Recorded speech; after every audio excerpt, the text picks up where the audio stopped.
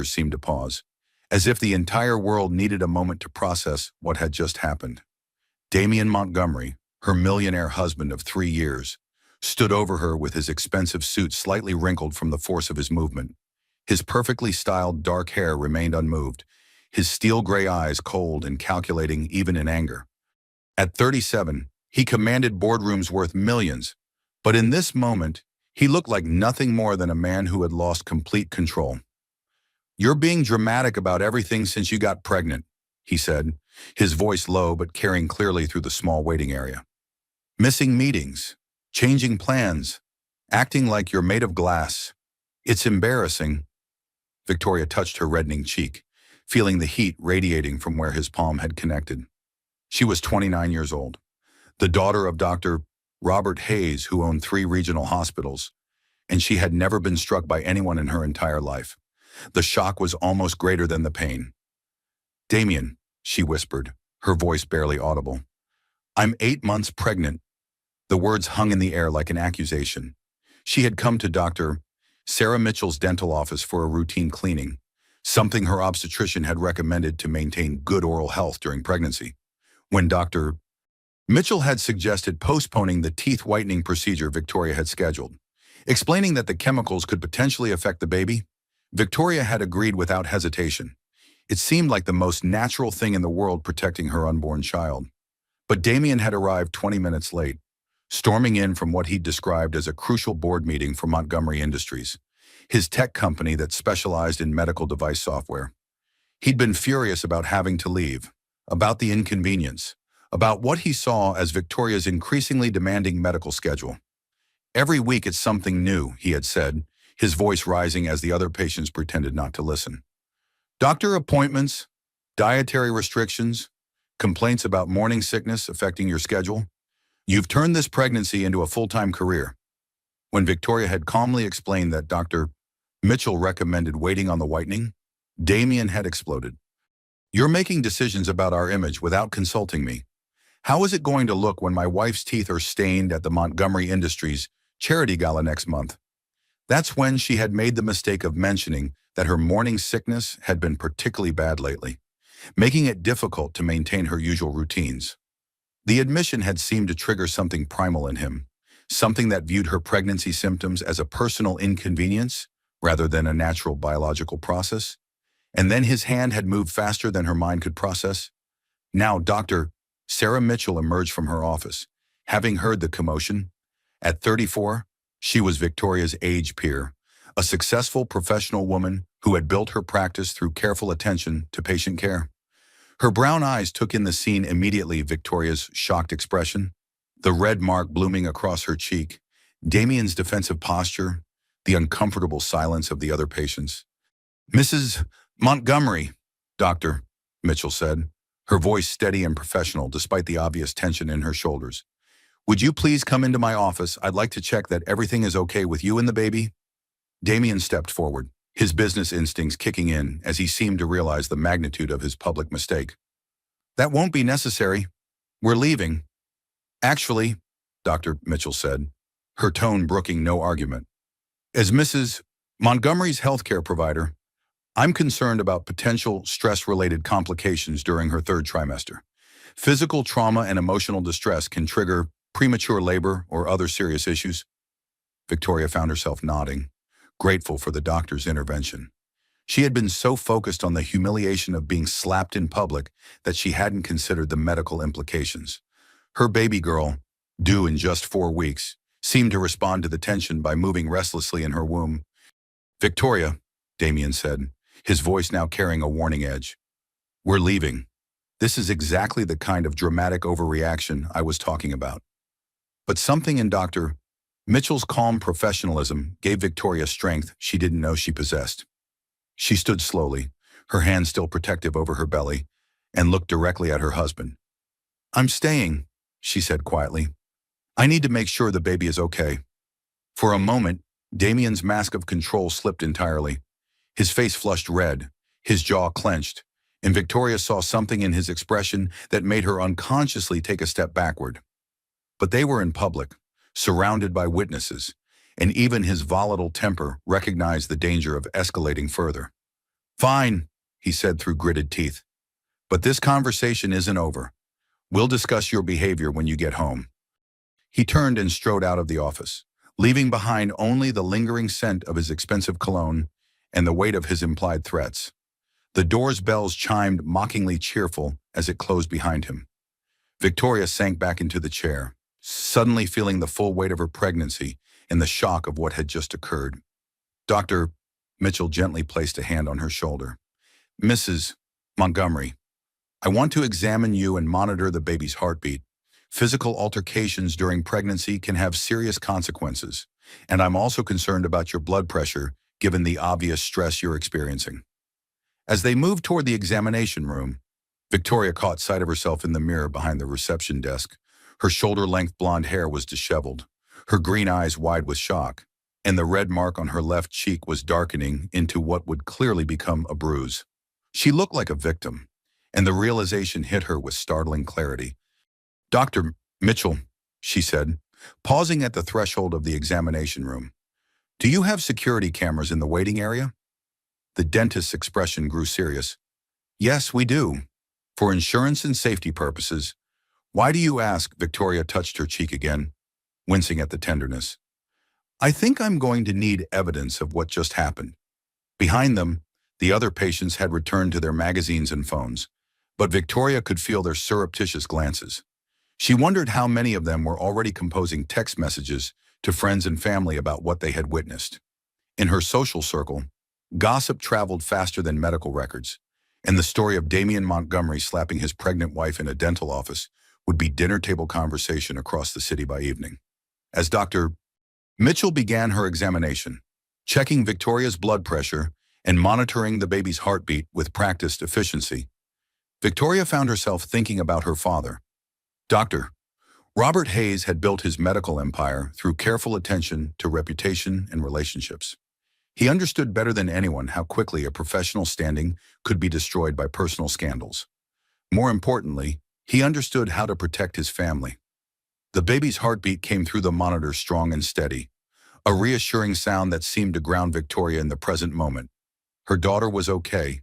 Whatever came next, whatever consequences followed from this moment of public humiliation, her child was safe. Everything looks good with the baby, Dr. Mitchell said, removing the monitoring equipment. But I'm concerned about your stress levels. Your blood pressure is elevated, which isn't uncommon after a traumatic incident, but we'll want to monitor that carefully. Dr. Mitchell, Victoria said, her voice steadier than she felt. I'd like copies of whatever your security cameras recorded, and I think I need to call my father. The dentist nodded, understanding passing between them without need for elaboration. In her years of practice, she had learned to recognize the signs of domestic violence, particularly the careful way victims began to document their experiences when they finally reached the decision point. Of course, she said. And Victoria, you don't have to go home tonight if you don't feel safe. There are resources available, people who can help you figure out your next steps. Victoria placed both hands on her belly, feeling her daughter's movements beneath her palms. For 8 months, she had been planning for this baby's arrival, imagining a nursery in the Montgomery mansion, thinking about family photos and holiday traditions. She had never imagined she would be sitting in a dental office, planning her escape from the father of her child. But as Dr. Mitchell stepped out to retrieve the security footage, Victoria pulled out her phone and scrolled to her father's contact information. Dr. Robert Hayes had always been her protector, the steady presence who solved problems with quiet efficiency and unwavering determination. If Damien Montgomery thought he could slap a Hayes family member and face no consequences, he was about to learn exactly how wrong a millionaire husband could be. The sound of that slap would indeed echo far beyond the dental office walls, but not in the way Damien had intended. It would become the first note in a symphony of consequences that would reshape both their lives completely. Hayes Regional Medical Center rose against the afternoon sky like a monument to healing and hope, its glass facade reflecting the late October sun as Victoria's Mercedes pulled into the executive parking area. She had been driving on autopilot, her hands steady on the wheel despite the trembling that seemed to have settled into her bones since leaving Dr. Mitchell's office. The security footage had been more damning than she had expected. The camera angle captured everything perfectly: Damien's aggressive posture, the force of the slap, her shocked recoil, even the horrified expressions of the other patients. Dr. Mitchell had provided her with both digital and physical copies, sealed in an envelope that now sat on the passenger seat like evidence of a crime she was still processing. Victoria touched her cheek again, feeling the tenderness that had blossomed into a full bruise. The swelling had gone down slightly, but the discoloration was unmistakable purple and red marks that no amount of concealer would hide. She looked like what she had become, a victim of domestic violence. The realization still felt surreal. As she walked through the hospital's main entrance, Victoria was struck by how different the familiar environment felt now. She had grown up in these halls, spending childhood afternoons in her father's office while he worked late, learning about medicine and business from a man who commanded respect throughout the regional healthcare community. Hayes Regional was more than a hospital, it was a legacy, a testament to her father's vision of providing excellent medical care while building sustainable healthcare infrastructure. Now she was walking through those same halls as someone seeking refuge. Victoria. The voice belonged to her mother, Claire Hayes, who had been volunteering in the children's wing and was crossing the lobby when she spotted her daughter. At 58, Claire maintained the elegant composure that had made her an effective hospital administrator before she retired to focus on philanthropic work. But her practiced calm cracked the moment she saw Victoria's face. "Oh my God," Claire whispered, closing the distance between them in quick strides. "What happened to you?" Victoria found herself unable to speak. The shock that had carried her through the drive was giving way to a deep exhaustion that seemed to settle in her very bones. She touched her belly instinctively, feeling her daughter's reassuring movements, and tried to find words for what felt impossible to explain. "Mom," she said finally, "I need to see Dad. Something happened with Damien." Claire's expression shifted from concern to something harder, more protective. She had never particularly warmed to her son-in-law, though she had kept her reservations private out of respect for Victoria's choices. But seeing her pregnant daughter with obvious facial trauma eliminated any need for diplomatic silence. "Come with me," Claire said, placing a gentle arm around Victoria's shoulders. "Your father is in his office. We'll figure this out." They took the executive elevator to the top floor, where Dr. Robert Hayes maintained the corner office that served as both his medical practice headquarters and the administrative center for his 3-hospital network. At 62, he remained an imposing figure, tall, silver-haired, with the kind of quiet authority that made both patients and business partners trust his judgment implicitly. He looked up from his desk as they entered, his smile of greeting fading instantly when he saw Victoria's condition. "Jesus Christ," and he said, standing so quickly his chair rolled backward. "Victoria, what happened? Are you hurt? Is the baby okay?" The concern in his voice, the immediate shift to protective father mode, broke through Victoria's remaining composure. She sank into one of the leather chairs facing his desk and began to cry, not the elegant tears of someone maintaining dignity, but the raw, exhausted sobs of someone whose world had just shifted fundamentally. Claire moved to stand behind her daughter's chair, her hands gently stroking Victoria's hair, as she had when Victoria was a child with nightmares. Dr.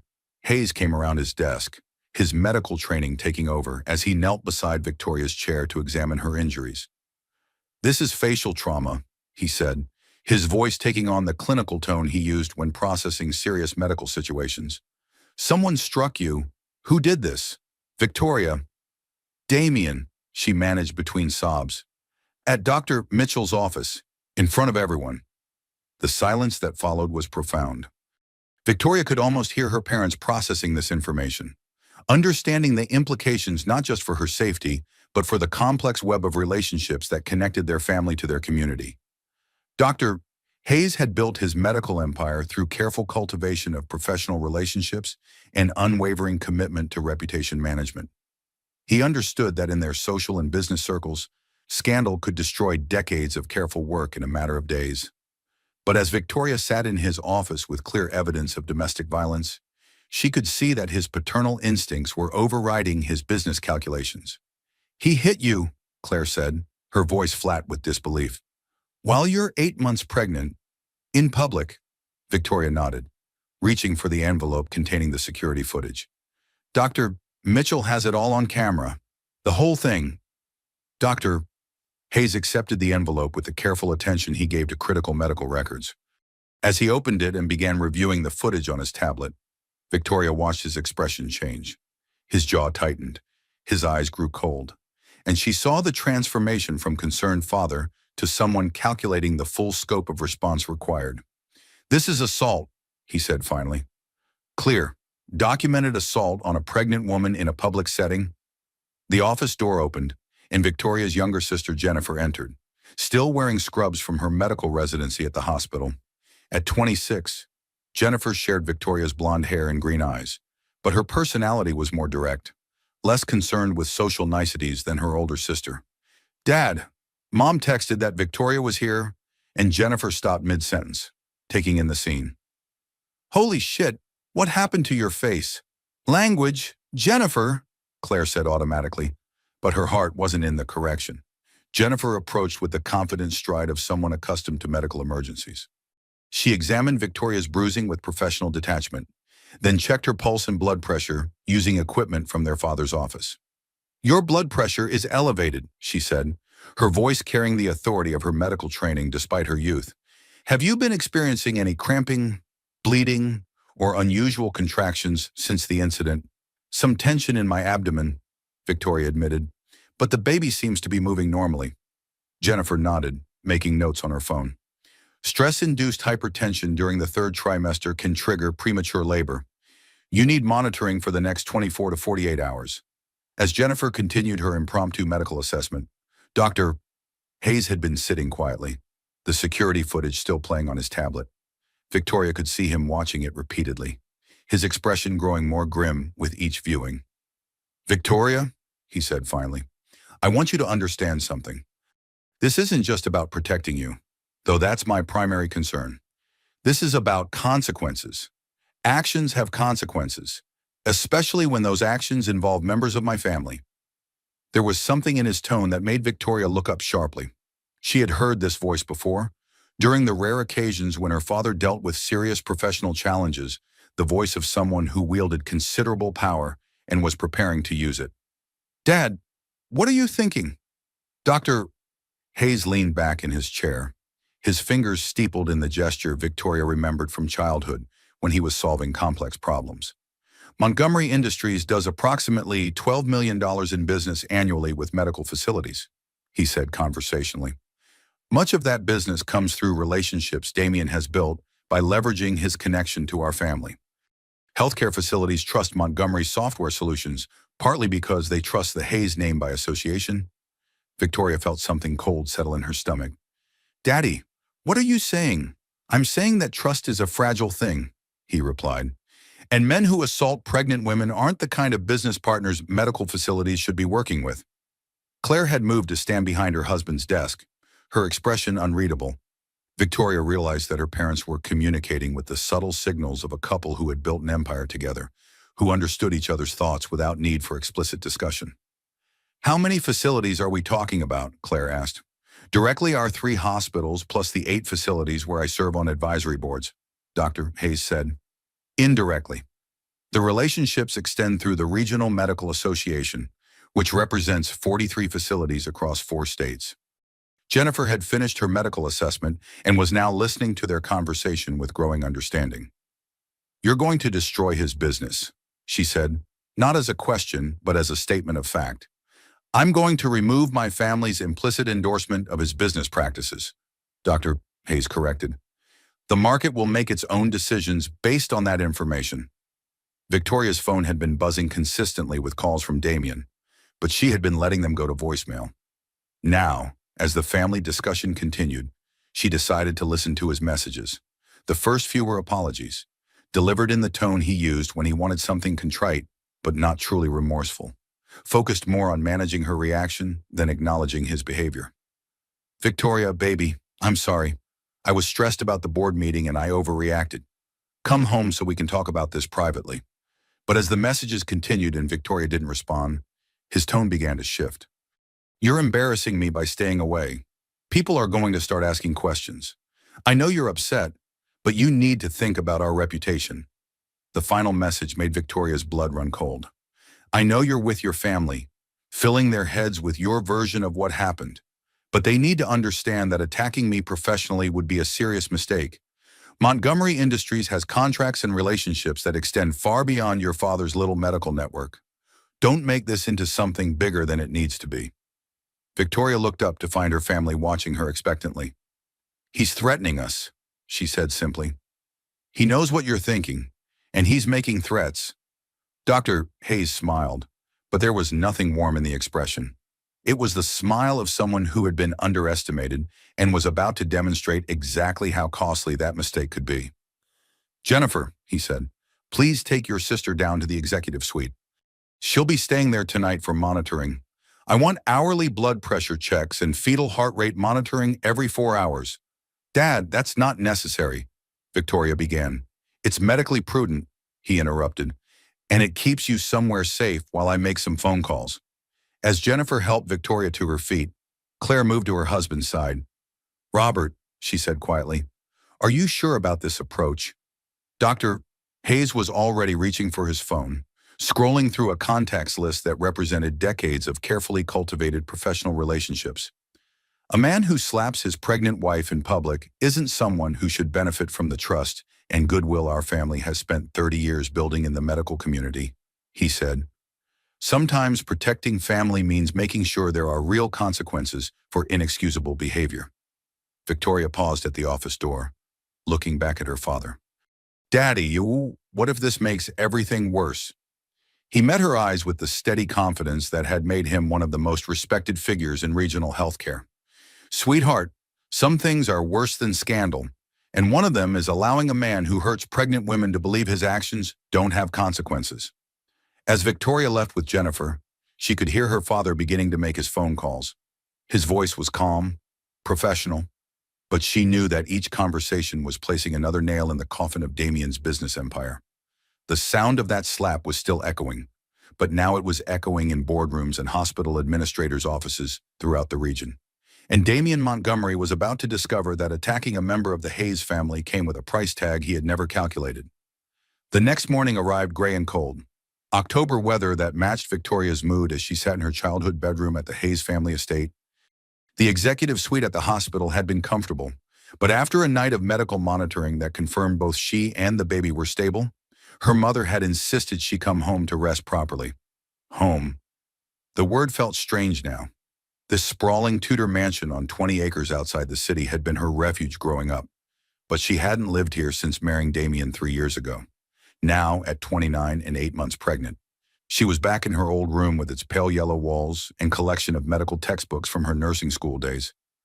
Her phone had been silent since midnight, when Damien's angry voicemails had finally stopped. Victoria found the silence more unnerving than his threats. Damien Montgomery was many things, but quiet wasn't one of them. When he wasn't getting his way, he typically escalated rather than withdrew. A soft knock on her door interrupted her thoughts. Jennifer entered carrying a breakfast tray and wearing the slightly smug expression she'd perfected as the family's youngest member. You need to see the news, Jennifer said, setting down the tray and pulling out her phone.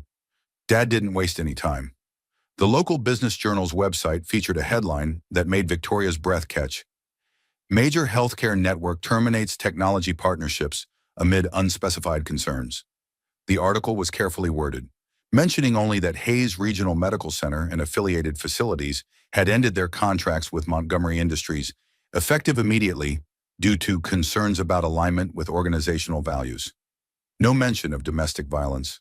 No specific accusations, just the kind of professional language that carried devastating implications in business circles.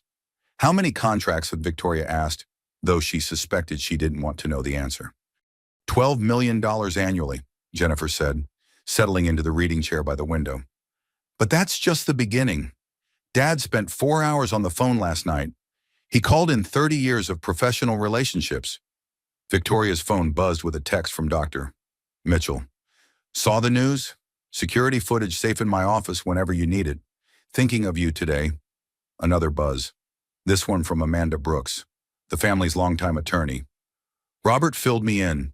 Need to discuss legal options today. We'll call after lunch. But it was the third message that made Victoria realize the full scope of what her father had set in motion. It came from someone she didn't recognize. Hi, I work in procurement at Central Valley Medical. Just wanted you to know we all support you. Montgomery Industries won't be doing business with us either. Jennifer, Victoria said slowly, how far is this spreading? Her sister's grin was answer enough. Dad may be retired from day-to-day hospital operations, but he's still on the boards of 8 different medical facilities. Plus, he serves on the Regional Healthcare Association's Executive Committee, the Medical Equipment Review Board, and the State Licensing Committee for Healthcare Technology Vendors. Victoria felt a strange mixture of gratitude and apprehension.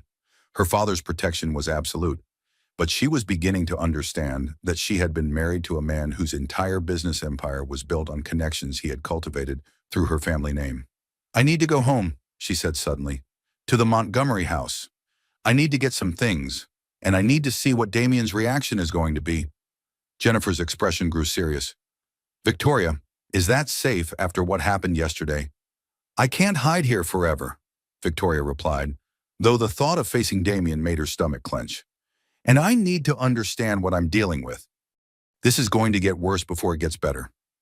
By noon, Victoria was pulling into the circular driveway of the Montgomery mansion, a modern glass and steel structure that Damien had built as a testament to his success. The house sat on 5 acres in the city's most exclusive neighborhood, every line designed to impress rather than comfort. Victoria had never felt entirely at home there, though she had convinced herself that would change once the baby arrived. Now, looking at the imposing facade, she realized she had been living in a monument to her husband's ego rather than a family home. Damien's Porsche was in the garage, and Victoria could hear him talking loudly on the phone as she entered through the kitchen. His voice carried the aggressive tone he used with employees who had disappointed him, but there was an edge of panic she had never heard before. What do you mean, reviewing our partnership? We've had a contract with your facility for 6 years. This is about market manipulation, and I'll prove it. Victoria stood in the doorway of his home office. Taking in the scene, Damien sat behind his glass desk wearing the same suit from yesterday, though it was now wrinkled from sleeping in it. His usually perfect hair was disheveled. An empty coffee cup suggested he had been making calls all night. When he saw her, his expression shifted rapidly through several emotions: relief, anger, calculation. I'll call you back, he said into the phone, ending the call without waiting for a response. Victoria, thank God you're here. We need to talk. Yes, she said simply. We do. For the first time since she had known him. Damien looked uncertain. He gestured to the chair across from his desk, but Victoria remained standing.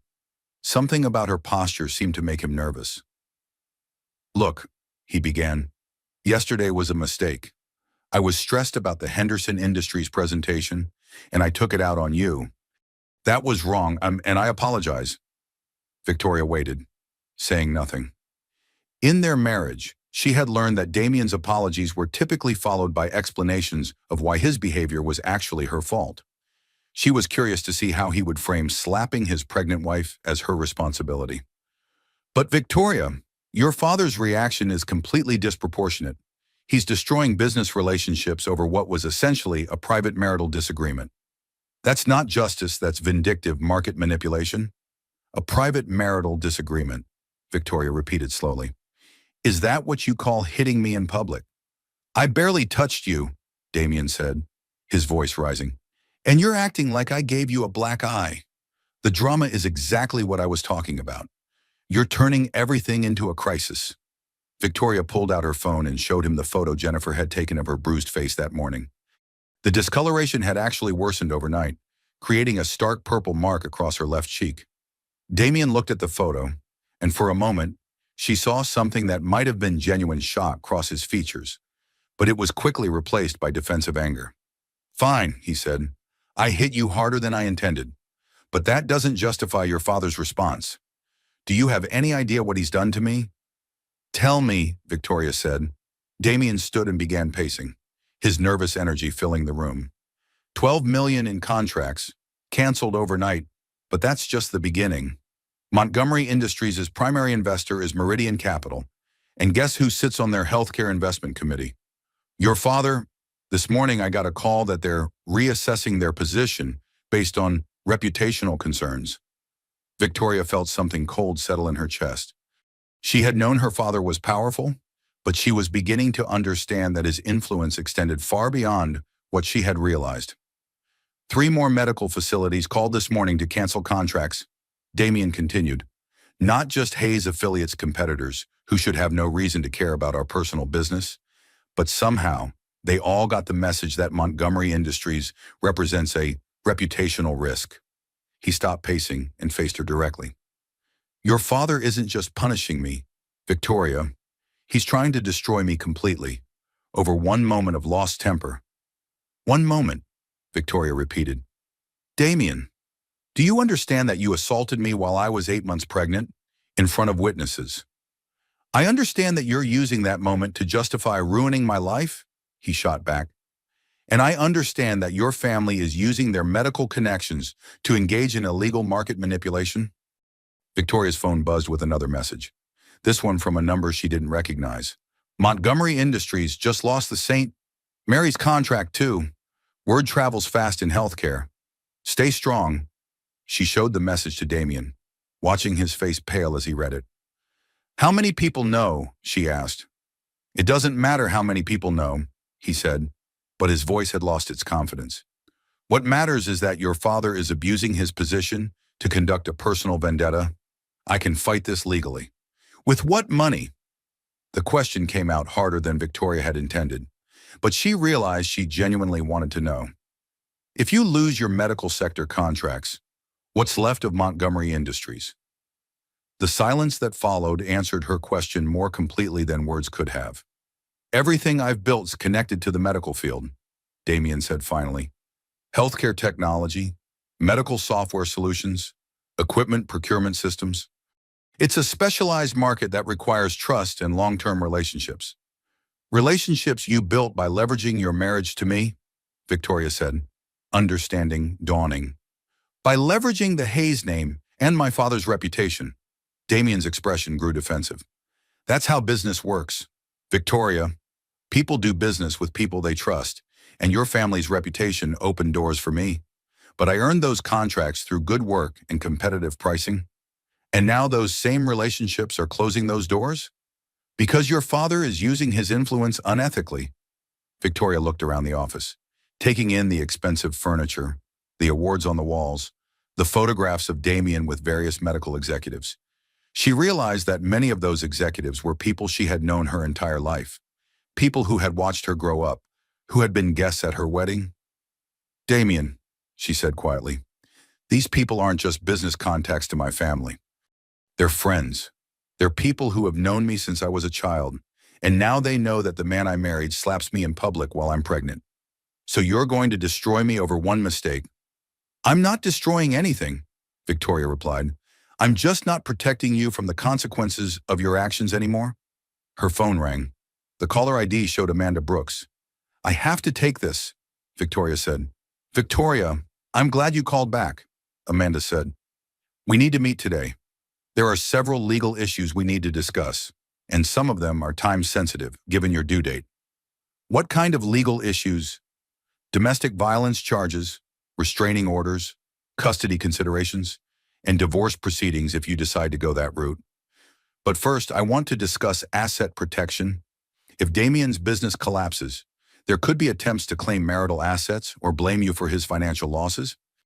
Victoria glanced at Damien, who was clearly trying to listen to the conversation. I'll be there in an hour, she said. As she ended the call, Damien moved toward her with the expression he wore when trying to close a difficult business deal. Victoria, before you do something irreversible, think about what this means for our family, for our daughter. Do you really want her to grow up knowing that you destroyed her father's career over a moment of anger? Victoria placed both hands on her belly, feeling her daughter's movements beneath her palms. For the first time since the slap, she felt a surge of pure maternal protectiveness that had nothing to do with fear and everything to do with fierce determination. No, she said. I want her to grow up knowing that actions have consequences, and that no one, not even her father, gets to hurt her mother without paying a price.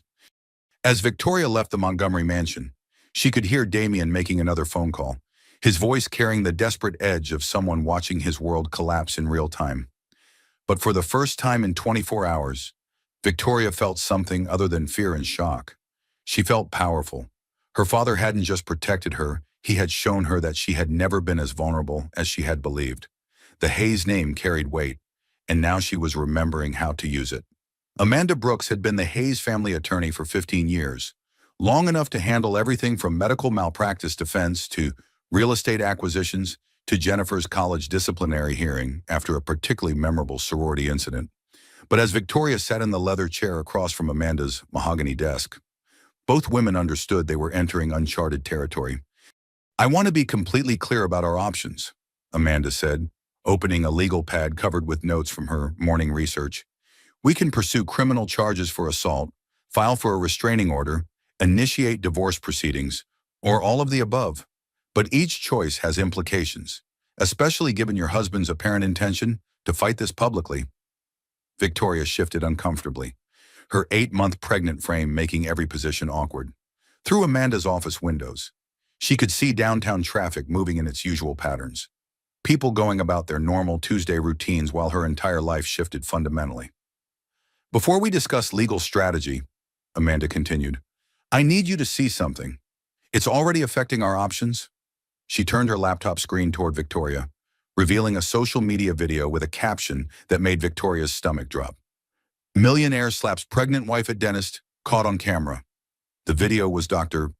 Mitchell's security footage, but someone had edited it for maximum viral impact, adding slow-motion replays of the slap and dramatic music that emphasized the violence of the moment. The view counter showed 2.7 million views and climbing.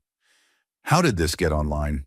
Victoria whispered, watching herself flinch backward from Damien's hand in horrifying detail. "We don't know yet," Amanda replied. "Dr. Mitchell swears her office didn't release it, and she's as upset as you are.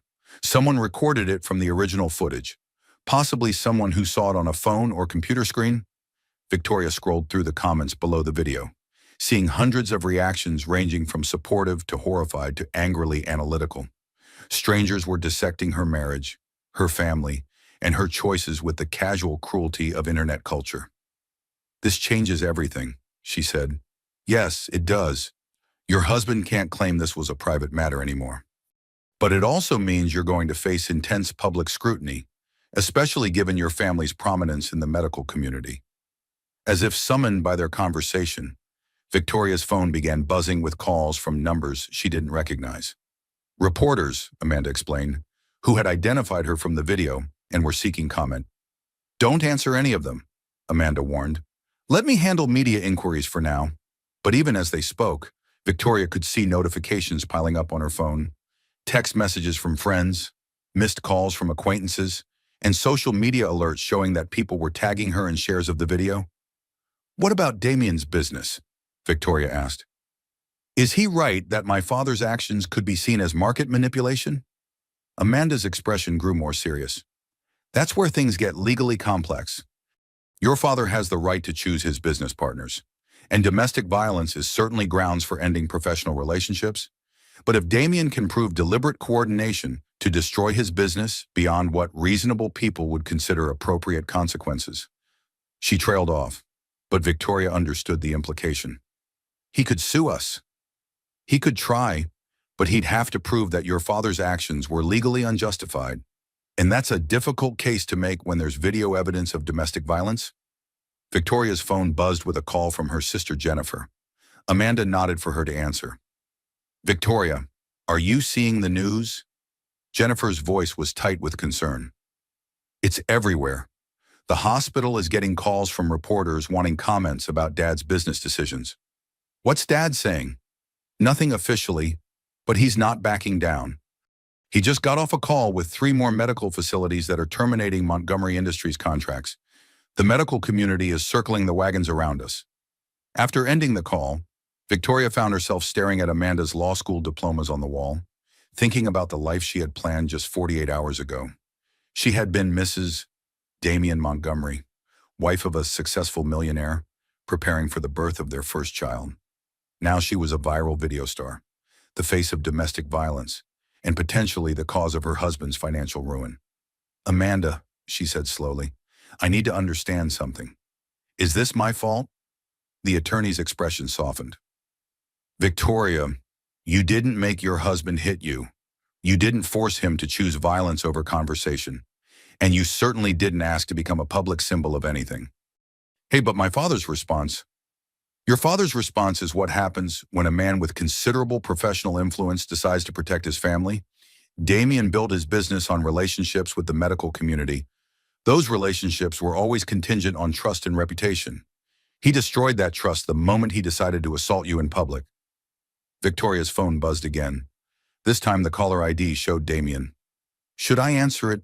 Amanda considered for a moment. Put it on speaker. I want to hear what he's saying now that the video is public. Victoria accepted the call, and Damien's voice filled the office with barely contained fury. Victoria, what the hell have you done? The video is everywhere. My phone hasn't stopped ringing with calls from reporters, and 3 more clients canceled contracts this morning. I didn't release the video. Damien, then who did your father's people, your attorney? Someone is orchestrating this campaign to destroy me, and I'm going to prove it. Amanda spoke before Victoria could respond. Mr. Montgomery, this is Amanda Brooks. I'm representing Victoria now, and I'd advise you to direct all communication through my office. Of course you'd involve lawyers, Damien said, his voice turning cold. Victoria, I hope you understand what you're doing. This isn't just about us anymore. The publicity is affecting my employees, my investors, and my clients. You're destroying innocent people's livelihoods over your need for revenge. Damien, I know what you want. You want to punish me for one moment of lost control, but you're using nuclear weapons for a minor conflict, and the fallout is going to destroy both of us. Amanda leaned toward the phone. Mr. Montgomery, are you threatening my client? I'm informing your client that actions have consequences. If the Hayes family thinks they can use their medical connections to conduct illegal market manipulation, they're going to face legal challenges that make this viral video look like a minor embarrassment. The call ended abruptly, leaving Victoria and Amanda in tense silence. He's going to sue, Victoria said. It wasn't a question. Probably, but he's also revealed his strategy. He's going to claim your family orchestrated a conspiracy to destroy his business using unethical professional influence. Victoria felt her daughter moving restlessly in her womb, as if responding to the tension in her mother's voice. She placed both hands on her belly, thinking about the kind of world she was bringing her child into. Amanda, what happens if he wins? What happens if a court decides my father went too far? Honestly, it would set a dangerous precedent that wealthy men can commit domestic violence without facing professional consequences. But that's a very difficult legal argument for Damien to make, especially with video evidence of his assault. Victoria's phone buzzed with a text from her mother. Come home, the reporters are calling the hospital and showing up at the house. We need to discuss how to handle this. As Victoria prepared to leave Amanda's office, the attorney handed her a business card. This is a private security firm that specializes in protecting high-profile families during legal disputes. Given the viral nature of this situation and Damien's apparent willingness to escalate, I think you should consider personal protection. Walking to her car, Victoria felt the weight of public attention for the first time. A photographer with a telephoto lens was positioned across the street, clearly waiting for her to emerge from the law office. She kept her head down and her hand protectively over her belly, understanding that her every public appearance would now be scrutinized. The drive home took her past 3 billboards advertising Montgomery Industries' healthcare software solutions. Damien's company logo was everywhere in the medical district, a constant reminder of how thoroughly their personal relationship had become intertwined with professional and financial interests. But as she pulled into the Hayes family estate, Victoria saw something that made her realize the full scope of what her father had set in motion. A news van was parked at the end of their driveway, and a reporter was doing a live broadcast with their house visible in the background. This is how battles become wars, she murmured to herself, feeling her daughter's movements beneath her ribs. The viral video had turned their private family crisis into a public spectacle, and Damien Montgomery was about to discover that when you attack a Hayes family member, the consequences extend far beyond what any millionaire husband had ever calculated. The sound of that slap was now echoing in millions of homes across the country, and there would be no containing the aftermath. The Hayes family estate had been transformed into something resembling a war room. Victoria sat in her father's study, surrounded by legal documents, medical reports, and printed screenshots of social media coverage while Amanda Brooks, her father, and two additional attorneys discussed strategy with the calm precision of military commanders planning a campaign. 3 days had passed since the video went viral, and the story had evolved into something much larger than domestic violence. The media narrative now focused on medical oligarchy versus tech millionaire, and when healthcare networks weaponized professional relationships. Damien had hired a crisis management firm and was giving interviews portraying himself as the victim of an orchestrated conspiracy. He's filed a comprehensive lawsuit, Amanda announced, reviewing the legal documents that had been delivered that morning. He's suing your father for tortious interference with business relations, conspiracy to restrain trade, and abuse of professional influence. He's also suing the hospital network for $50 million in damages. Dr. Hayes, sitting behind his desk with the composure that had made him legendary in medical circles, reviewed the documents with clinical detachment. He's claiming that I orchestrated an illegal conspiracy to destroy his business using unethical professional relationships, he said. His attorneys are arguing that domestic violence shouldn't result in professional consequences, and that my response was disproportionate to his actions. Victoria struggled to find her voice. Can he win? He's got expensive lawyers who think they can, Amanda replied. The challenge is that we're operating in a legal gray area. Professional relationships and personal relationships intersect in complex ways, and there's not much precedent for this specific situation. Jennifer, who had been monitoring social media coverage, looked up from her laptop. The public opinion is shifting. His PR firm is pushing the narrative that you're a spoiled rich girl who destroyed an innocent man's career over a minor marital dispute. Victoria read some of the newer comments on various news articles, feeling sick as she saw how Damien's crisis management team was reshaping the story. They had found character witnesses willing to testify that he was a devoted husband and successful businessman. They had emphasized his charitable contributions and community involvement. Most effectively, they had positioned him as the underdog fighting against medical establishment corruption. The pregnancy angle is working in his favor too, Jennifer continued reluctantly. They're saying you're hormonally unstable and making decisions that hurt your own family's financial future? Victoria's phone had been ringing constantly with interview requests. Entertainment news shows wanted her story. Women's advocacy groups wanted her as a spokesperson, and legal experts wanted her perspective on professional consequences for domestic violence. She had declined everything on Amanda's advice, but her silence was being interpreted as admission of guilt. Victoria, her father said gently, I need you to understand that this legal battle could become very expensive and very public. Damien's attorneys are going to investigate every aspect of our family's business relationships. They're going to claim that I've used similar tactics before to punish people who crossed our family. Have you? The question hung in the air like a challenge. Dr. Hayes met his daughter's eyes with the unflinching honesty that had made him a trusted physician. I've ended professional relationships with people who demonstrated poor judgment, lack of integrity, or behavior that reflected poorly on my organization. That's basic business practice. But I've never orchestrated a systematic campaign to destroy someone's career over personal grievances. Until now, Victoria said quietly, until a man assaulted my pregnant daughter in public and showed no genuine remorse for his actions. Victoria felt her daughter moving restlessly, responding to her elevated stress levels. The baby was due in less than 3 weeks, and the legal battle was adding complications to what should have been a time of preparation and anticipation. Amanda opened another file. There's something else we need to discuss. Damien's attorneys have filed for emergency custody considerations. Victoria's blood went cold. What does that mean? They're arguing that your decision to leave the marital home and involve your family in destroying his career demonstrates instability that could affect your ability to parent effectively.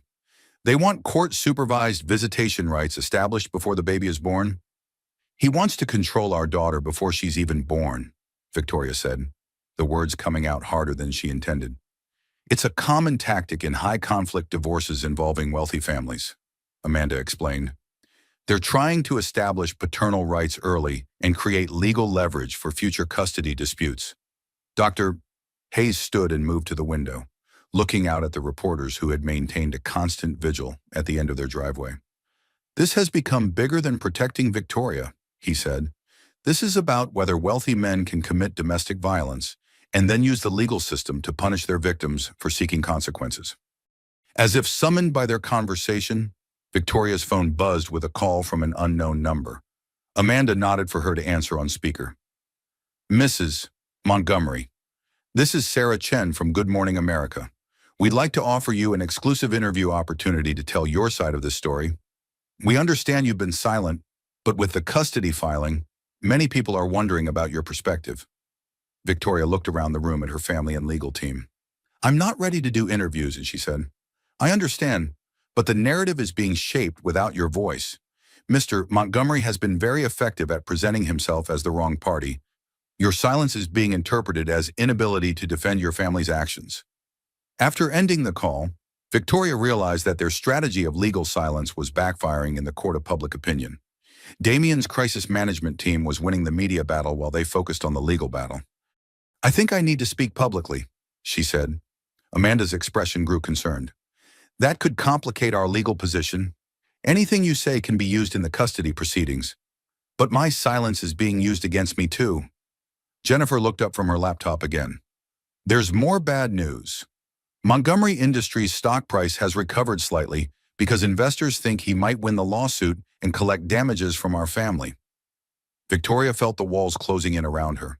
The man who had slapped her in public was now being rewarded by financial markets for his legal strategy. Her family's protective response was being reframed as illegal conspiracy, and her unborn daughter was being drawn into a custody battle before she had even taken her first breath. I want to see him, she said suddenly. Victoria, that's not advisable, Amanda warned. I want to meet with Damien privately.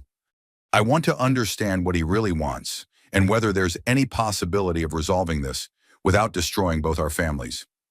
Doctor, Hayes turned from the window. Absolutely not. He's demonstrated that he's willing to use violence against you. I won't allow you to put yourself at risk. Dad, I'm not a child. I'm about to become a mother, and I need to understand what kind of war I'm bringing my daughter into. The room fell silent as everyone processed Victoria's determination. Finally, Amanda spoke. If you insist on meeting with him, it would have to be in a public place with witnesses present, and everything would have to be recorded for legal purposes. Victoria nodded, feeling her daughter's movements as if in response to the decision. Set up the meeting. I need to look Damien in the eyes and ask him one question. Is destroying my family really worth winning this fight? As the meeting broke up and various attorneys departed to prepare legal responses, Victoria found herself alone with her father in his study. Daddy, she said, what if I'm wrong about this? What if fighting back just makes everything worse for everyone? Doctor, Hayes sat beside his daughter's chair and took her hands in his. Victoria, 30 years ago, when I was building this medical network, I had to make a choice. I could either be the kind of man who quietly accepted it when people took advantage of his family, or I could be the kind of man who made sure there were consequences for inexcusable behavior. And you chose consequences. I chose to protect the people I love, regardless of the cost. Some battles are worth fighting, sweetheart, and protecting my pregnant daughter from a man who thinks he can slap her without repercussions is definitely one of them. Outside, the reporters were settling in for another night of coverage, and Victoria knew that tomorrow would bring new developments in what had become the most public domestic violence case in recent memory. But for the first time since the slap, she felt ready to fight back on her own terms. Victoria's contractions began at 4 a.m. on a gray November day, precisely 3 weeks before her due date and 18 hours before her scheduled mediation meeting with Damien. She woke in her childhood bedroom feeling the now familiar tightening across her belly, but this time the sensation was different, more purposeful, more urgent. Mom, she called out, her voice carrying down the hallway of the Hayes family estate. Claire appeared in the doorway within minutes, wearing the silk robe and alert expression of a woman who had raised 2 daughters and understood the significance of early morning wake-up calls. How far apart are the contractions? She asked, immediately shifting into the efficient mode that had made her an excellent hospital administrator. About 6 minutes, Victoria said, checking the contraction timer app on her phone. They started an hour ago? Within 30 minutes, Victoria found herself in the familiar surroundings of Hayes Regional Medical Center, but this time as a patient rather than a visitor. Dr. Elizabeth Warren, her obstetrician and one of her father's longtime colleagues, confirmed that Victoria was in active labor. "The baby's eager to meet the world," Dr. Warren said with the calm authority that had made her one of the region's most respected physicians. "Everything looks normal, but given the stress you've been under, we're going to monitor closely." As Victoria settled into the birthing suite that her father had quietly arranged, she realized that her daughter was arriving in the middle of the legal battle that would define both their futures. The irony wasn't lost on her that the child at the center of the custody dispute was about to be born in the hospital owned by her grandfather. Jennifer arrived carrying a bag of necessities and wearing scrubs from her residency shift. "Dad's handling the media," she announced. "3 news vans showed up when word got out that you were in labor. He issued a statement asking for privacy during the birth." "What about Damien?" "Amanda called his attorneys. He's driving here from the city." Victoria felt another contraction building and focused on breathing through the pain. Between contractions, she found herself thinking about the meeting that had been scheduled for this afternoon, the mediation session, where she had planned to look Damien in the eyes and ask if destroying her family was worth winning their legal battle. Now, instead of facing him across a conference table, she would be introducing him to their daughter. Dr. Warren returned with an update that made Victoria's stomach clench with something beyond labor pains. "Your blood pressure is elevated, which is concerning given your stress levels and the premature timing. We're going to need to monitor for signs of preeclampsia and be prepared for emergency interventions if necessary." The next few hours blurred together in a haze of contractions, medical monitoring, and the surreal knowledge that reporters were gathered outside the hospital waiting for news about the birth of a child who had already become a public figure. Damien arrived during Victoria's transition phase, when the contractions were coming every 2 minutes and her focus had narrowed to the immediate task of bringing her daughter safely into the world. He entered the birthing suite wearing the expensive suit he had planned to wear to their mediation meeting, looking profoundly out of place in the medical environment. "How is she?" he asked Dr. Warren, as if Victoria weren't conscious and present. "Mrs. Montgomery is doing well, but we're monitoring closely for complications related to stress-induced hypertension," the doctor replied professionally. Victoria looked at Damien between contractions, seeing him clearly for perhaps the first time in months. His first concern hadn't been for her well-being or comfort. It had been for information he could control and manage. Even in this moment, he was thinking about the situation in terms of how it affected him. "Damien," she said during a brief respite between contractions, "our daughter is about to be born. Can we please just focus on that?" "Of course," he said, but she could see his phone buzzing constantly with what were undoubtedly calls from his legal team and crisis management consultants. Emma Claire Hayes Montgomery arrived at 2:47 in the afternoon, weighing 6 pounds and 4 ounces despite her early arrival. The moment Dr. Warren placed her on Victoria's chest, everything else in the room seemed to fade into irrelevance. Victoria's daughter was perfect, tiny, but healthy, with a surprisingly strong cry and the kind of alert expression that suggested intelligence. As Victoria held Emma for the first time, feeling the weight of her child against her chest, she experienced a surge of protective love so powerful it redefined every priority she had ever held. "She's beautiful," Damien said, and for a moment his voice carried genuine awe rather than calculation. But as the medical team worked to complete the birth process and ensure both mother and baby were stable, Victoria watched Damien's expression shift back to something more familiar. He was already thinking about how Emma's birth would affect the legal proceedings, how the timing would impact media coverage, how the situation could be managed to his advantage. When Dr. Warren handed Emma to Damien for his first hold, Victoria observed the interaction with new maternal instincts that felt sharper than any emotion she had previously experienced. Damien held their daughter correctly, made appropriate sounds of paternal affection, but something in his demeanor suggested he was performing rather than experiencing the moment. "We should take some photos," he said, "for the family records." Victoria realized he was thinking about public relations opportunities rather than private family memories. "Damien," she said, "can we have a few minutes alone? Just you, me, and Emma." Dr. Warren and the nursing staff cleared the room, leaving the new family in the kind of intimate space Victoria had imagined throughout her pregnancy. But instead of the bonding moment she had envisioned, she found herself studying her husband with the analytical clarity that extreme circumstances can provide. "She's going to change everything for us," Damien said, settling into the chair beside Victoria's bed while still holding Emma. How do you mean? The custody proceedings will be different now that she's actually here.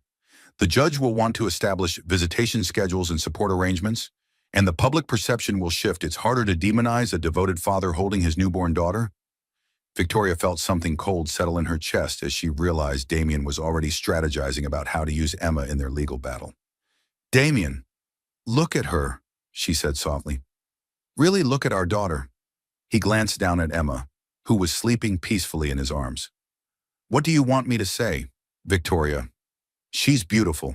She's perfect. But that doesn't change the fact that we have serious legal and financial issues to resolve. Do you love her? The question seemed to catch him off guard. Of course I love her. She's my daughter. But Victoria realized that Damien's concept of love was different from the overwhelming protective devotion she felt toward Emma. For him, love was possession, control, and strategic value. For Victoria, love had become the willingness to sacrifice everything to protect her child from harm. I want you to leave, she said quietly. Victoria, we need to discuss. I want you to leave now. Come back tomorrow during visiting hours. But right now I need time alone with our daughter. Damien's expression shifted to the cold anger she recognized from their worst marital arguments. But something about Victoria's tone, or perhaps the hospital setting, made him comply without argument. After he left, Victoria held Emma against her chest and whispered promises that surprised her with their intensity. I'm going to protect you from everything that could hurt you, she said, even if that means protecting you from your own father. Through the window, Victoria could see the news vans still gathered in the hospital parking lot. Emma's birth would be reported on evening news programs across the country, analyzed by legal experts and family court specialists, debated by strangers who had opinions about domestic violence and parental rights. But holding her daughter in the quiet of the hospital room, Victoria realized that all the legal maneuvering and media management in the world mattered less than one simple truth. Emma deserved a mother who would fight for her safety and well-being, regardless of the cost. The custody battle was about to become much more complicated, but Victoria's priorities had never been clearer. Her daughter would grow up knowing that some things were worth fighting for, and that love meant protecting the people who mattered most, even when the entire world was watching.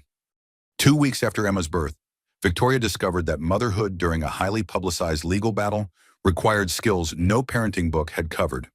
She sat in the nursery at the Hayes family estate, feeding her daughter while simultaneously reviewing legal documents and monitoring news coverage on her laptop. Emma was thriving despite the chaos surrounding her birth.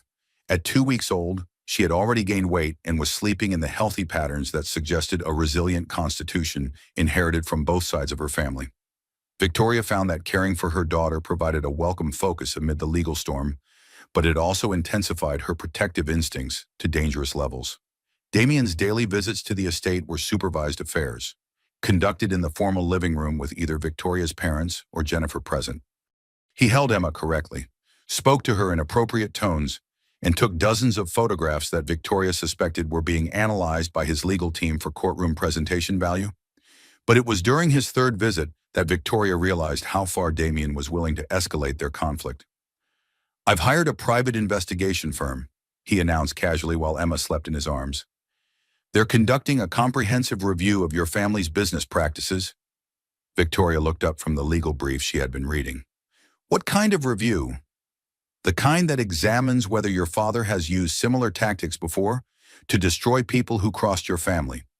If I can establish a pattern of unethical professional retaliation, it strengthens my case considerably. Jennifer, who had been monitoring the visit from across the room, set down her medical journal with a sharp sound. You're going to investigate our father's 30-year medical career, looking for evidence that he's some kind of vindictive oligarch? I'm going to investigate whether Robert Hayes has abused his professional position to conduct personal vendettas, Damien replied smoothly. The investigation is already revealing interesting patterns. Victoria felt her protective instincts sharpening. What patterns? Damien shifted Emma to his other arm, the gesture casual but somehow threatening. 3 medical device companies that lost contracts with Hayes facilities after their executives had personal conflicts with your father. 2 physicians whose hospital privileges were revoked following disputes over medical procedures. A pharmaceutical sales representative who was blacklisted from your facilities after dating and then breaking up with Jennifer? That's not accurate, Jennifer said, her voice rising. Dad has never. The investigation is ongoing, Damien interrupted. But the preliminary findings suggest that the Hayes family has a history of using professional influence to punish personal enemies. Victoria realized that Damien's strategy was more sophisticated than she had anticipated. He wasn't just defending against their accusations, he was building a counter-narrative that portrayed her family as corrupt power brokers who had finally been caught engaging in illegal business practices. Damien, she said carefully, you're talking about destroying my father's reputation to win a legal case about you slapping me in public. I'm talking about revealing the truth about how your family operates. The domestic violence incident was unfortunate, but it doesn't justify the systematic destruction of my business through coordinated professional retaliation.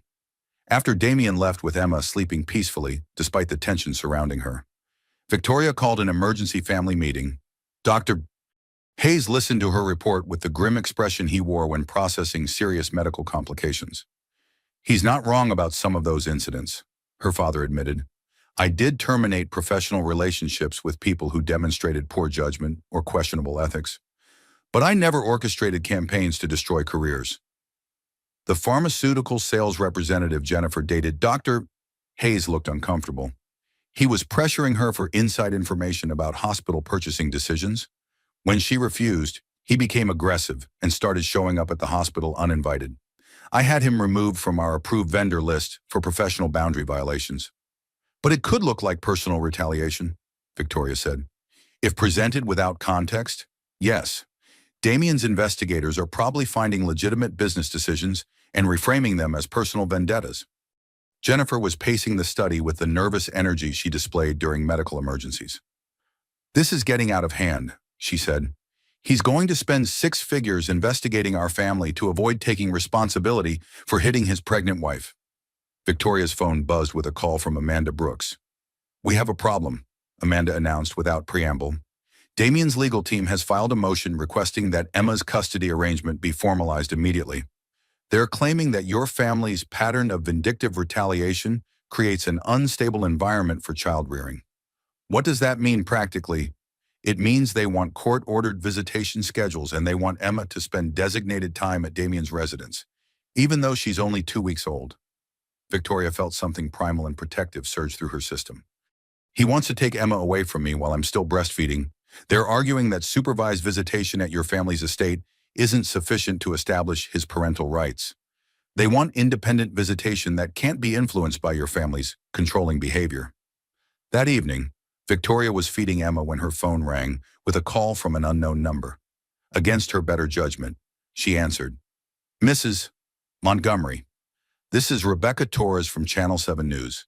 We've obtained some interesting documents related to your husband's private investigation into your family. Would you like to comment? Victoria felt her blood pressure spike.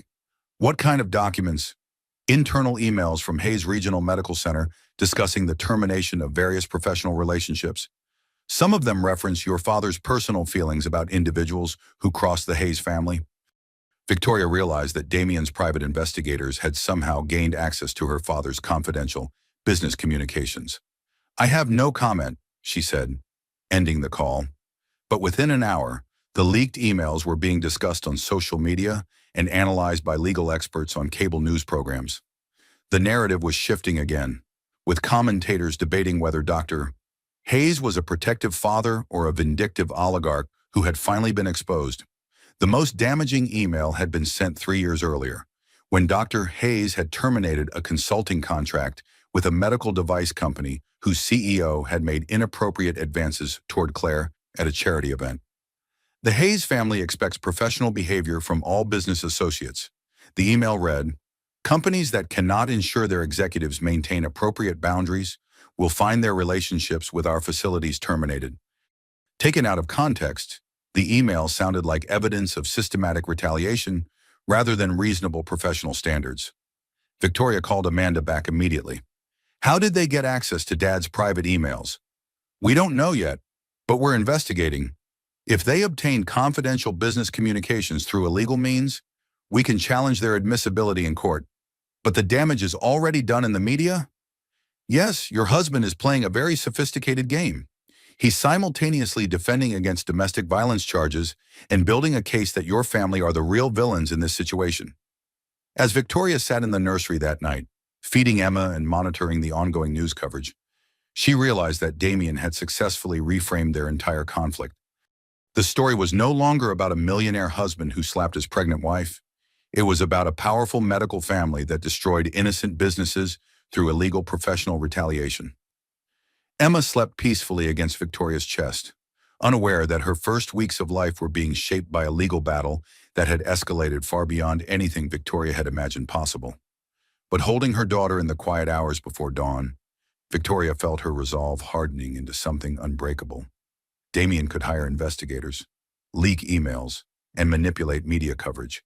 He could spend millions trying to destroy her family's reputation. But he had made one tactical error that would ultimately prove fatal to his strategy. He had underestimated how far a mother would go to protect her child. The war was about to enter a new phase, and Victoria was finally ready to fight on her own terms. The turning point came during Emma's 3-week pediatric appointment, when Dr. Sarah Mitchell walked into the examination room at Hayes Regional Medical Center carrying a file folder that would change everything. "I've been waiting for the right moment to show you this," Dr. Mitchell said, setting the folder on the examination table while Victoria held Emma for her routine checkup. "After the leaked emails story broke, I decided it was time to document some things I've been keeping private." Victoria opened the folder to find printed emails, appointment records, and handwritten notes dating back 18 months, a comprehensive record of Damien's controlling behavior during Victoria's medical appointments throughout her pregnancy. "He demanded to be present for every appointment," Dr. Mitchell explained, checking Emma's weight and length, "even routine cleanings and consultations. When I explained patient privacy rights, he insisted you had given him permission to make medical decisions on your behalf."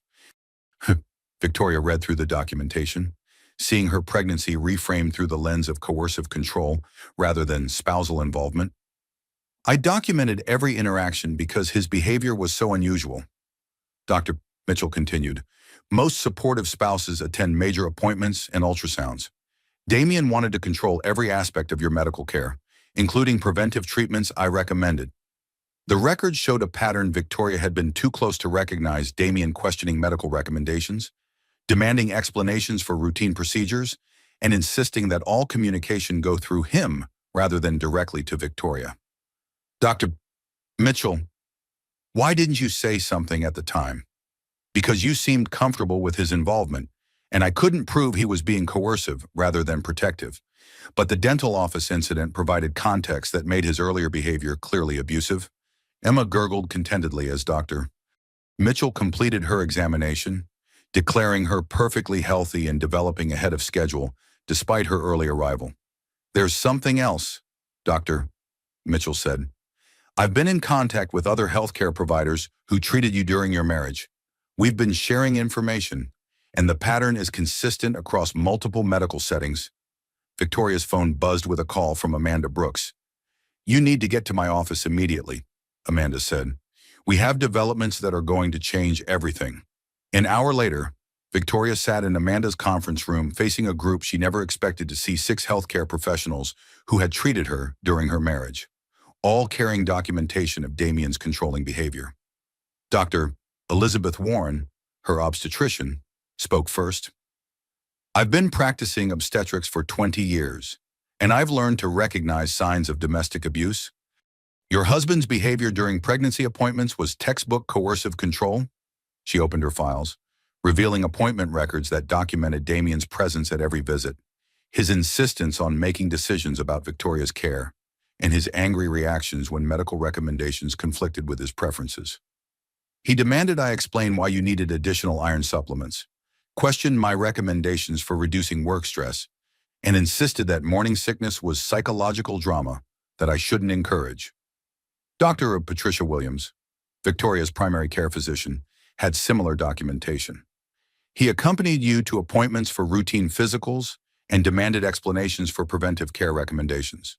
When I suggested counseling resources for pregnancy stress, he became hostile and accused me of implying he wasn't supportive." The most damaging testimony came from Dr. Michael Chen, the emergency room physician who had treated Victoria for a minor fall during her second trimester. Your husband refused to leave the examination room during the physical assessment, questioned every diagnostic test I ordered, and demanded access to your medical records. When I explained patient privacy laws, he threatened to report me for providing inadequate care. Victoria realized she was looking at comprehensive documentation of coercive control throughout her entire pregnancy, evidence that Damien's assault at the dental office was the culmination of months of controlling behavior, rather than an isolated incident. "Why are you all coming forward now?" she asked. Dr. Warren answered for the group. "Because the leaked email story is being used to portray your father as vindictive and your family as corrupt. But we know the truth. Your husband's business relationships with medical facilities were problematic long before the domestic violence incident." Dr. Mitchell pulled out additional documentation. Montgomery Industries' software systems required unprecedented access to patient data. Damien used his personal relationships with medical staff to push through data-sharing agreements that many of us were uncomfortable with. "He leveraged his marriage to you to gain access to confidential medical information?" Amanda asked. "Not directly," Dr. Chen clarified, "but he used his connection to the Hayes family to build trust with healthcare administrators who might not have approved such extensive data access otherwise. When several physicians raised privacy concerns, we were told that any objections would be noted by hospital administration."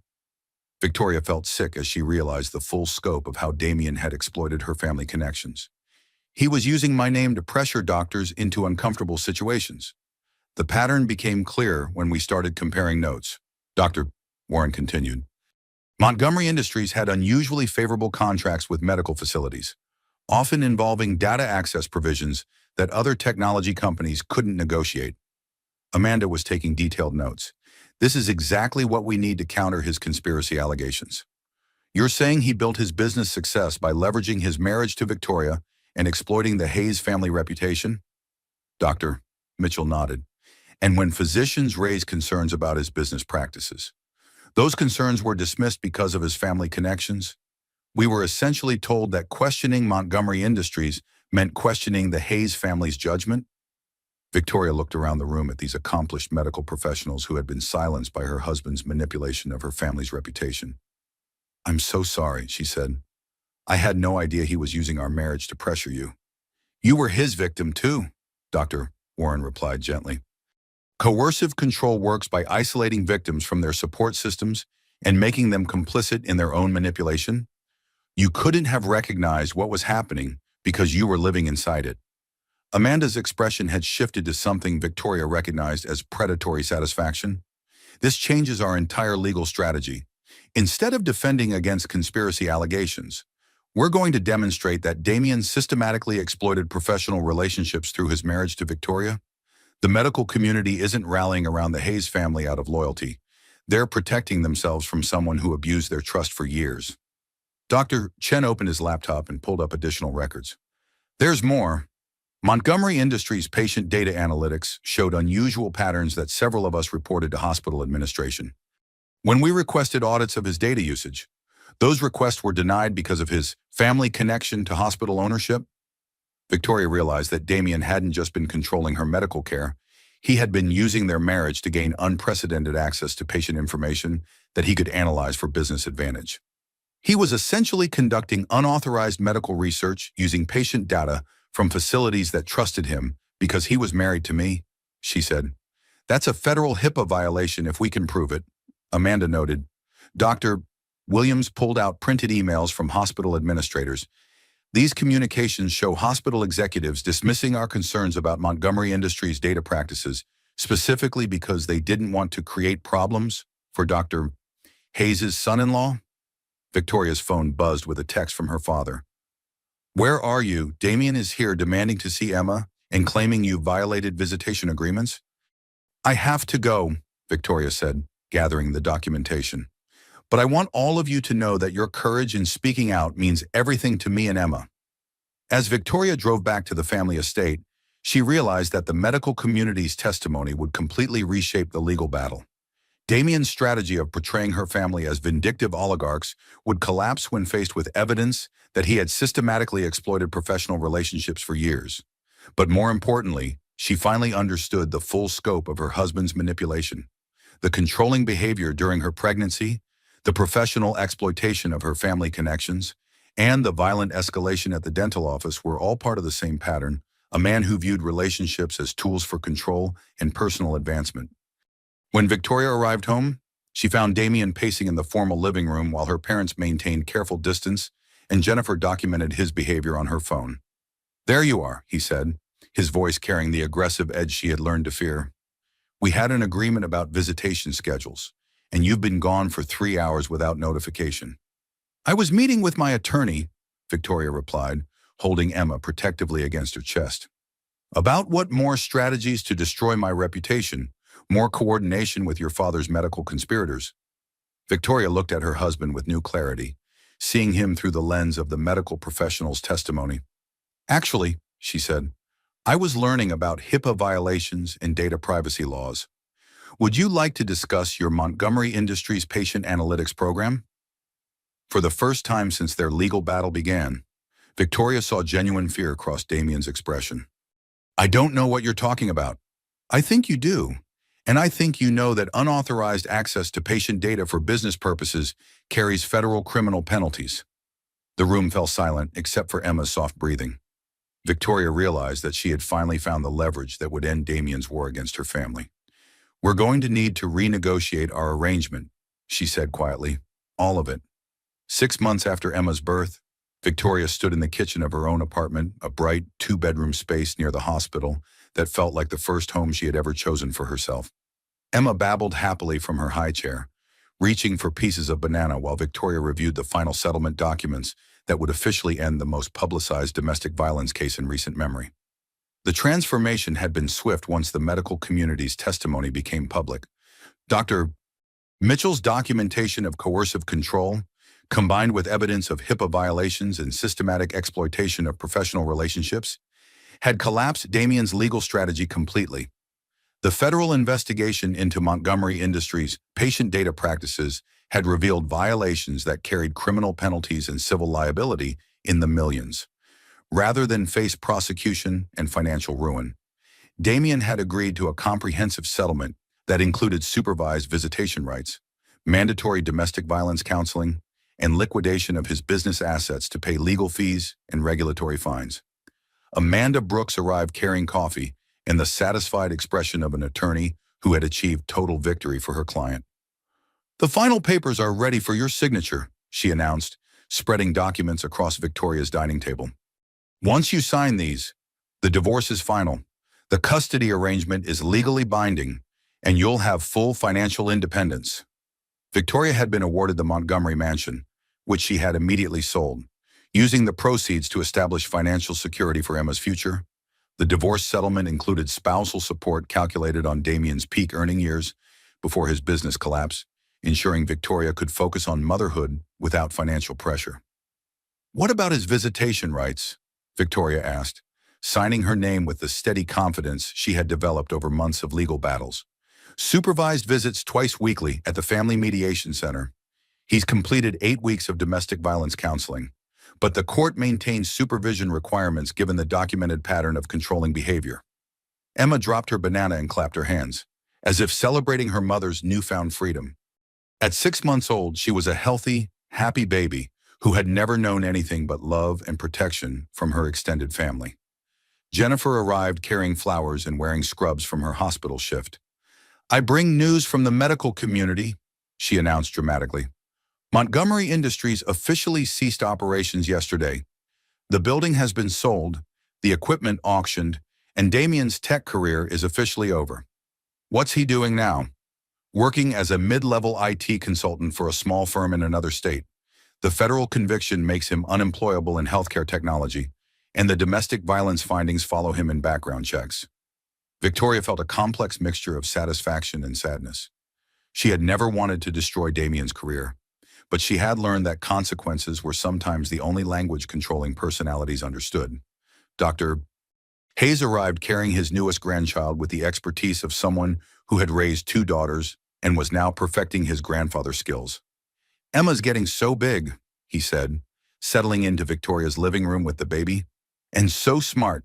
She's already responding to her name and showing signs of the Hayes family intelligence. Dad, how are things at the hospital? Are you dealing with any lasting effects from the investigation? Dr. Hayes's expression grew more serious. Actually, the investigation helped us identify some real problems with data security and vendor oversight. We've implemented new policies that make the entire healthcare network more secure. Sometimes public scrutiny leads to positive changes. Victoria realized that her family's medical empire had emerged stronger from the crisis. The publicity had initially been damaging, but the revelation of Damien's systematic exploitation had ultimately demonstrated the Hayes family's commitment to ethical business practices. There's something else, Dr. Hayes continued. The hospital board wants to establish the Emma Hayes Foundation for Family Safety. They're asking you to serve as the founding director. Victoria looked up from the legal documents. What kind of foundation? Healthcare-based domestic violence prevention and support, training medical professionals to recognize signs of coercive control, establishing safe reporting protocols, and providing resources for women experiencing abuse during pregnancy. The idea resonated with Victoria in ways she hadn't expected. Her experience had taught her that healthcare settings were often the first place where domestic violence became visible. But medical professionals needed better training to recognize and respond to abuse. I'd like that, she said. I'd like to turn what happened to us into something that helps other families. Jennifer was playing with Emma, who was grabbing at her stethoscope with the focused determination that suggested future medical interests. Speaking of helping families, Jennifer said, I got a call from Dr. Mitchell. She wants you to know that 3 other women have come forward with stories about their husbands' controlling behavior during medical appointments. Your case gave them the courage to speak up. Victoria realized that the viral video of her assault, as traumatic as it had been, had created space for other women to recognize and report their own experiences of coercive control. Are they getting help? All 3 are working with domestic violence counselors and have documented their experiences for potential legal action. Your story showed them that wealthy, successful men can be abusers too, and that fighting back is possible. As the afternoon progressed and Emma napped peacefully in her crib, Victoria found herself thinking about the woman she had been 8 months ago, trapped in a controlling marriage, unaware of how thoroughly her husband had been exploiting her family connections, believing that keeping the peace was more important than demanding respect. That woman felt like a stranger now. The Victoria who existed today understood that love didn't require accepting abuse, that family loyalty meant protecting each other from harm, and that sometimes the most loving thing a mother could do was ensure her daughter grew up in a world where actions had consequences. Amanda gathered the signed settlement documents with the efficiency of someone closing a successful case. Victoria, I want you to know that this case is going to be studied in law schools for years. The intersection of domestic violence, professional consequences, and family business relationships created new legal precedents. Good ones, I hope. Very good ones. Courts now have clear guidance that domestic violence can justify professional consequences, and that wealthy abusers can't use the legal system to punish their victims for seeking justice. As evening approached and her family prepared to leave, Victoria held Emma on her balcony overlooking the city. The lights were beginning to come on in office buildings and homes, representing thousands of families living their own complex stories of love, conflict, and resilience. Your first 6 months have been quite eventful, Victoria said to her daughter. But from now on, we're going to focus on building rather than fighting. Emma responded with the gurgling sounds that Victoria chose to interpret as agreement. The legal battle was over, but Victoria's real work was just beginning. The foundation would allow her to help other women recognize controlling behavior before it escalated to violence. Her story would serve as evidence that even powerful men faced consequences for domestic violence when their victims had the courage and support to fight back. But most importantly, Emma would grow up knowing that her mother had chosen protection over peace, justice over comfort, and love over fear. The sound of that slap in the dental office had indeed changed everything, but not in the way Damien had intended. It had become the first note in a symphony of consequences that would protect countless other women and children from similar harm. Some echoes, Victoria thought, were worth creating. 1 year after the dental office incident, Victoria stood at the podium of the Regional Medical Conference Center, looking out at an audience of 300 healthcare professionals who had gathered to hear her speak about domestic violence recognition in medical settings. Emma, now walking and babbling with the confident energy of a toddler, was being entertained by her grandfather in the front row. 12 months ago, I was a victim, Victoria began, her voice carrying the authority she had developed through months of legal battles and public testimony. Today, I'm here as a survivor who wants to share what we've learned about the intersection of healthcare, domestic violence, and professional responsibility. Dr. Mitchell, who was moderating the panel, had introduced Victoria as the woman who turned her worst moment into a movement that's protecting thousands. The introduction felt surreal but accurate. The Emma Hayes Foundation for Family Safety had already trained over 500 medical professionals and established domestic violence protocols in 23 healthcare facilities. The video of my assault went viral because it happened in a medical setting, Victoria continued, clicking to a slide showing statistics about domestic violence during pregnancy. But what many people didn't realize is that the slap itself was just the visible culmination of months of coercive control that played out during routine medical appointments. She outlined the pattern of controlling behavior that healthcare providers had documented: the insistence on attending every appointment, the questioning of medical recommendations, the attempts to control communication between patient and provider. Healthcare settings are often the first place where domestic violence becomes visible to trained professionals, Victoria explained. But we need to expand our definition of abuse beyond physical violence to include coercive control, financial manipulation, and reproductive coercion. In the audience, Victoria could see healthcare providers taking detailed notes.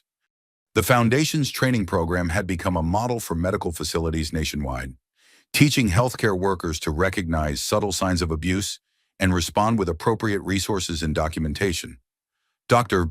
Warren, Victoria's former obstetrician, raised her hand during the question period. Can you speak to the challenges of addressing domestic violence when the abuser has professional connections to the medical facility? Victoria had anticipated this question, which addressed the complex dynamics that had made her own situation particularly challenging. This is where professional ethics become crucial, she replied. Healthcare providers cannot allow personal or business relationships to compromise patient safety. In my case, my husband had leveraged his marriage to me to build trust with medical facilities, then used that trust to gain access to patient data and suppress concerns about his business practices. She clicked to the next slide, showing the results of the federal investigation into Montgomery Industries. The investigation revealed systematic HIPAA violations and unauthorized use of patient data for business analytics. This wasn't just domestic violence, it was professional misconduct that compromised patient privacy for hundreds of people. Emma chose that moment to escape from her grandfather's supervision and toddle toward the stage, causing a ripple of gentle laughter through the audience. Victoria lifted her daughter onto her hip, demonstrating the integration of motherhood and professional advocacy that had become her new normal. I want Emma to grow up in a world where healthcare providers are trained to recognize and respond to domestic violence, Victoria said, settling her daughter comfortably. Where professional consequences for abuse are swift and comprehensive. Where no woman has to choose between protecting herself and protecting her family's livelihood. During the break, Victoria was approached by Dr. Jennifer Martinez, a young emergency room physician from Texas. I wanted to thank you, Dr. Martinez said. Last month, I treated a pregnant woman whose husband was displaying the controlling behaviors you described. Because of your foundation's training, I knew to document everything and connect her with resources. She's now in a safe house with her children, and her husband is facing criminal charges. These stories had become familiar to Victoria over the past year. The foundation had developed a tracking system that documented interventions based on their training protocols, and the results were encouraging earlier recognition of abuse patterns, better documentation of evidence, and more successful connections between victims and support resources. Jennifer approached with her own success story. 3 medical residents in my program have reported cases they might have missed without the foundation's training. We're catching domestic violence earlier and providing better support to victims. As the conference continued, Victoria reflected on how much her life had changed since that morning in Dr. Mitchell's dental office. The legal battle had been exhausting and public, but it had created space for conversations about domestic violence that were saving lives. Damien's supervised visits with Emma continued twice weekly, conducted at a family mediation center with professional oversight. He had completed domestic violence counseling and was working as an IT consultant in another state. His career in healthcare technology permanently ended by the federal convictions. Victoria had heard through mutual acquaintances that he was dating someone new, a younger woman without family connections to the medical field. She felt sorry for his new girlfriend and hoped that the counseling and legal consequences had genuinely changed his behavior. But she remained vigilant about Emma's safety during visitation periods. The afternoon session focused on the legal precedents established by Victoria's case. Amanda Brooks presented the successful arguments that had established domestic violence as grounds for professional consequences, even when the abuse occurred outside workplace settings. The Montgomery case demonstrated that professional trust extends beyond formal business hours. Amanda explained to the audience of healthcare administrators and legal professionals, when someone's personal conduct involves violence against vulnerable populations, in this case, a pregnant woman, professional communities have both the right and responsibility to respond with appropriate consequences. The legal framework had already been applied to other cases. 2 physicians had lost hospital privileges after domestic violence convictions. A pharmaceutical executive had been terminated after assault charges. The message was clear: professional success did not provide immunity from consequences for personal violence. During the final panel of the day, Victoria shared the stage with 3 other domestic violence survivors who had found their voices through healthcare intervention. Maria Santos, a nurse whose husband had been controlling her access to medical care for their children, spoke about how her pediatrician's recognition of the situation had led to safety planning and eventual escape.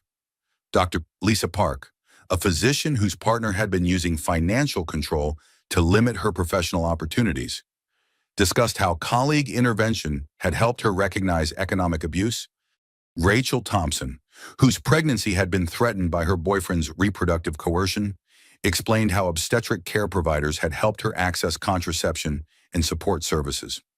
The common thread in all our stories, Victoria noted, is that healthcare providers were the first professionals to recognize what was happening and offer appropriate resources. Medical settings provide unique opportunities for intervention because they involve private conversations about intimate aspects of people's lives. As the conference concluded, Victoria found herself surrounded by healthcare providers who wanted to discuss implementation of domestic violence protocols in their facilities. The enthusiasm was gratifying, but also sobering. It reflected how many medical professionals had been seeing signs of abuse without adequate training or resources to respond effectively. Dr. Hayes joined Victoria and Emma for the drive home, his expression reflecting the pride and satisfaction of someone whose protective instincts had achieved their intended purpose. 30 years of building professional relationships, he said, and I never imagined they would be used to protect my daughter from domestic violence. But I'm glad we had the influence to make sure there were real consequences for inexcusable behavior. Do you think we went too far? Victoria asked, a question that had lingered despite the positive outcomes of their fight. Victoria, your husband built his career by exploiting his marriage to you. When that marriage involved violence against you while you were pregnant, every professional relationship he had cultivated became complicit if they continued working with him. We didn't destroy his career, we simply stopped enabling it. Emma fell asleep in her car seat, exhausted by a day of being passed between adoring medical professionals who treated her like a celebrity. Victoria watched her daughter's peaceful expression and felt the deep satisfaction of knowing she had created a safer world for Emma to grow up in. The Foundation's work was expanding beyond healthcare settings. They were developing training programs for educators, social workers, and law enforcement professionals. The model of early recognition and comprehensive response was proving effective across multiple professional settings. But perhaps most importantly, Victoria's story had sparked conversations about domestic violence in communities where such discussions had previously been private or avoided entirely. The viral video had been traumatic to experience, but it had forced millions of people to confront the reality that domestic violence occurred across all socioeconomic levels. As they arrived at Victoria's apartment, she realized that the anniversary of the slap had passed without her noticing. The date that had once seemed like the worst day of her life had been absorbed into a year of growth, advocacy, and healing. Emma, she said, lifting her sleeping daughter from the car seat, you're going to grow up in a world where people understand that some sounds echo forever, and that those echoes can change everything for the better. The dental office where the assault had occurred now displayed a small plaque near the reception desk. Safe Space Certified, Emma Hayes Foundation for Family Safety. It was a quiet symbol that Victoria found deeply satisfying. The place where her worst moment had occurred was now officially dedicated to preventing similar trauma for other families. Dr. Mitchell had become one of the foundation's most active supporters, training other dental professionals to recognize signs of domestic violence and respond with appropriate resources. Her office had become a model for how medical practices could create genuinely safe spaces for vulnerable patients. The sound of that slap had indeed echoed far beyond the waiting room where it occurred. But the echoes had become something powerful and protective, a reverberating demand for justice that was making the world safer for women and children everywhere. Victoria tucked Emma into her crib and stood watching her daughter sleep, thinking about the future they had built together through courage, support, and the unwavering belief that love meant protecting the people who mattered most. Some battles, she reflected, were worth fighting not just for victory, but for the lasting changes they created in the world. And some echoes were worth creating because they carried the sound of justice, protection, and hope for generations to come. In the quiet of Emma's nursery, Victoria could finally hear the sound of peace.